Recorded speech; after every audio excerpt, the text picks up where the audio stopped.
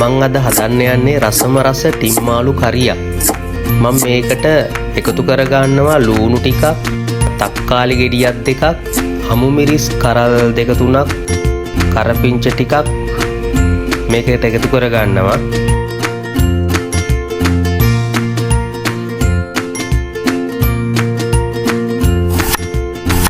ඊට අමතරව මම සුදු ලූණු ටිකක් සහ කරඬු ටිකක් වංගෙඩියේ දමා කොටා ගන්නව, නැත්නම් අමර ගන්නත් පුළුවන්.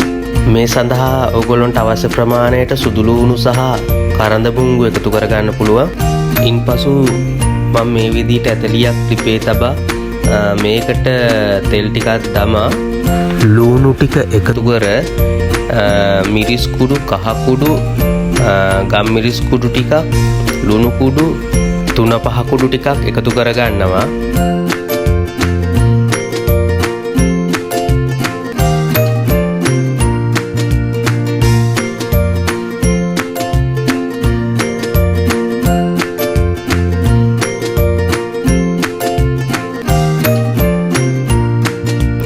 ඉන්පසු මං කපාගත් කෑලි මිරිස් ටික සහ කරපිංච ඒ ටික මේක එකතු කරගන්නවා.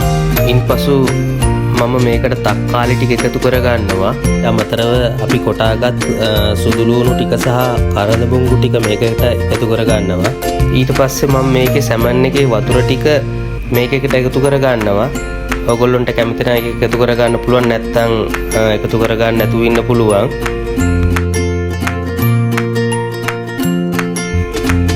මේකට මම හොඳ උකු පොල් කිරි ටිකක් එකතු කරගන්නවා.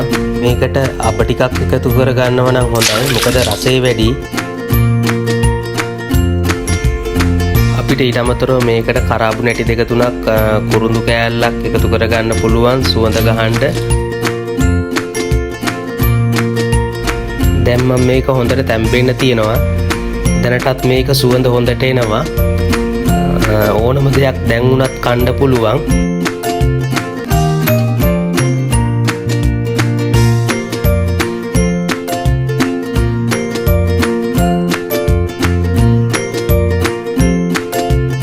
මේක හොඳට ඉතුරුවට පස්සේ තමයි අපි අවසානට මේ ටිම්මාලු කෑලි ටික එකතු කරගන්නේ. මොකද අපි මුලින් එකතු කරගන්න නැත්තේ මොකද ටිම්මාලු කෑලි ටික කුඩු වෙනවා. ඒ නිසා අවසානට තමයි ටිම්මාලු කෑලි ටික එකතු කරගන්නේ.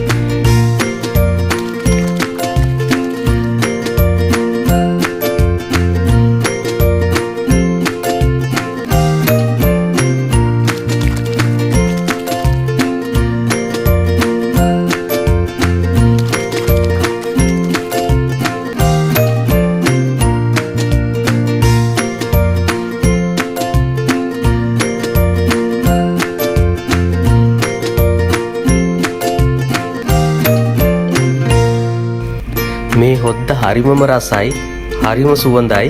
මේ හොද්දත් එක්ක ඕනම දෙයක් කන්න පුළුවන්.